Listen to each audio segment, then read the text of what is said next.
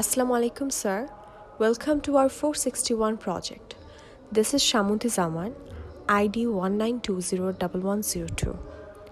We were supposed to design a robot which can detect and avoid obstacles, which we successfully could make. We have designed a robot which can detect and avoid obstacles. And now we'll be discussing about how we have created this robot obstacles and its environment. To create environment, we clicked on wizards and selected new project directory. For light, we selected direction light and arena. We selected and added contact properties from world info and coulomb friction was selected to 1 here. This is how we created the environment. Rest of the part will be explained by my other group mates. Thank you. Assalamu alaikum, sir. My name is Lamia Tabassum, ID 17101271. I will describe our robot of our project.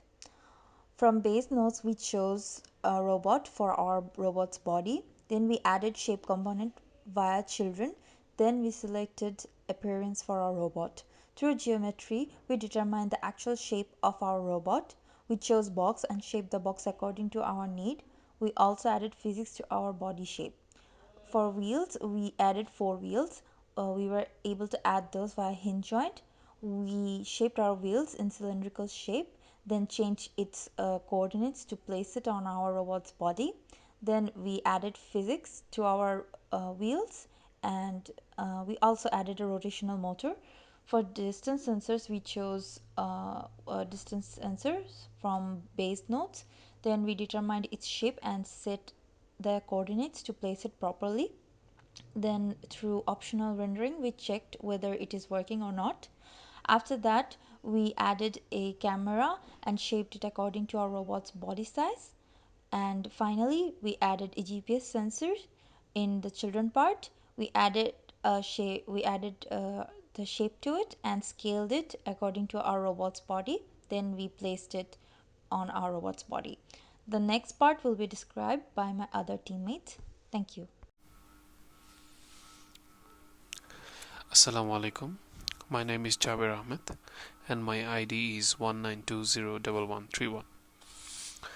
In our environment for obstacles, we are using 5 rectangular solids. As we have a camera in our robot to detect the particular objects in front of it. Thus, we will be successfully able to detect the obstacles in the front of our robot.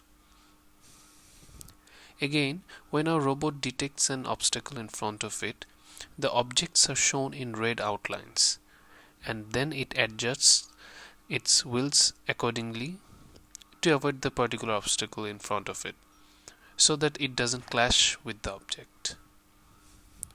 Now in the simulation, we can see the exact thing happening. Here we have our robot with its camera and all our 5 objects spread randomly. We can see whenever the robot is finding an object, it's outlining that as red border and then it successfully avoids it. Thus, the sole purpose of our robot is fulfilled. And now, the code part will be explained in details by Abrar. Thank you. My name is Abrar Islam, ID 1711217. Now that we have seen how a robot detects objects and avoid obstacles, therefore I'm going to explain the code for our controller. Here we have used C++ as our language. As in VBots, we can easily get the C++ compiler. In our distance sensor, we're calculating 2 distances, which we have named ds left and ds right. So first we are creating a camera pointer, and then we have our getCamera method.